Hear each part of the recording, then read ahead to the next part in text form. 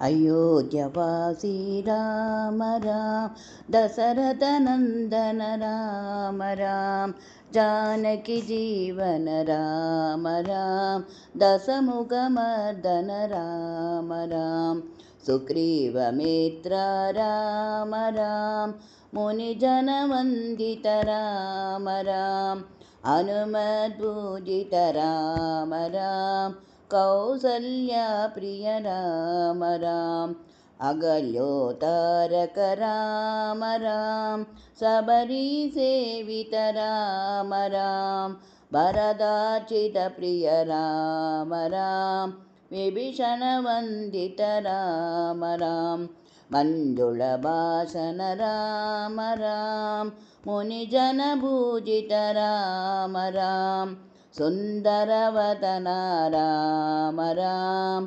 सर्वजनप्रिय Ram Ram सुन्दरवदन Ram Ram सर्वजनप्रिय Ram Ram सर्वजनप्रिय Ram Ram.